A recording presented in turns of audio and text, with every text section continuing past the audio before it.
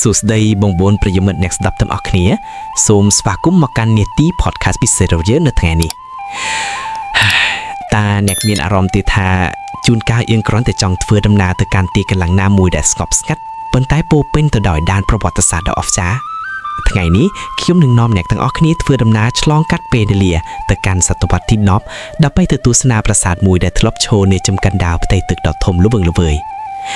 នោះគឺប្រាសាទមេប៊ុនខាងកើតសាកស្រមៃមើលប្រហែលជាង 1000 ឆ្នាំមុនប្រសិនបើអ្នកឈរនៅចំនួនដែលខ្ញុំកំពុងឈរឥឡូវនេះអ្នកនឹងមិនឃើញដីស្ងួតបែបនេះទេ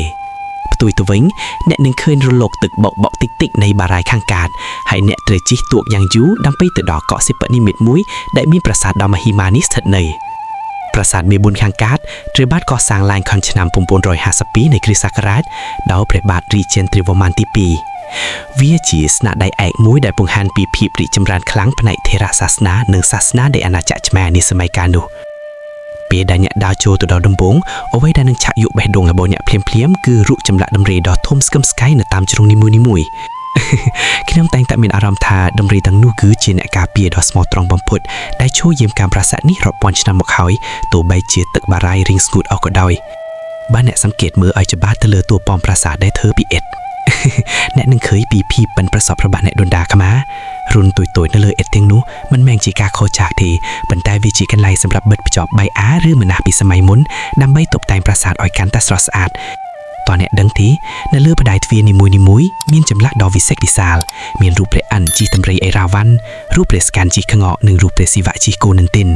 រាល់ពេលដូចខ្ញុំសម្លឹងមើលចម្លាក់ទាំងនោះខ្ញុំមានអារម្មណ៍ថាហាក់ដូចជាពួកគេមានជីវិតនិងកំពុងរៀបរាប់ប្រាប់យើងពីទេវកៈបុរាណអញ្ចឹងហេតុអ្វីបានជាគេសង់ប្រាសាទនៅកណ្ដាលទឹកតាមជំនឿខ្មែរបុរាណប្រាសាទមេប៊ុនតំណាងឲ្យភ្នំព្រះសុមេរុដែលនៅកណ្ដាលមហាសមុទ្រការសាងសង់បែបនេះមិនត្រឹមតែសម្រាប់គោរពបូជាដល់ព្រះសិវៈនិងពុទ្ធបុរសប៉ុណ្ណោះទេប៉ុន្តែវាក៏ជាការបង្ហាញពីការគ្រប់គ្រងប្រភពទឹកសម្រាប់វិស័យកសិកម្មផងដែរពេលខ្លះពេលដែលខ្ញុំដើរជុំវិញប្រាសាទនេះតែម្នាក់ឯងខ្ញុំមានអារម្មណ៍រំជួលចិត្តបន្តិចទឹកបារាយណ៍ដែលធ្លាប់តែផ្ដល់ជីវិតដល់មនុស្សរាប់ម៉ឺននាក់ឥឡូវក្លាយជាវាលស្រែនិងភូមិឋានប៉ុន្តែប្រាសាទមេប៊ុនខាងកើតនៅតែឈរយ៉ាងមាំដើម្បីជាសក្តិសិទ្ធិនៃភាពរុងរឿង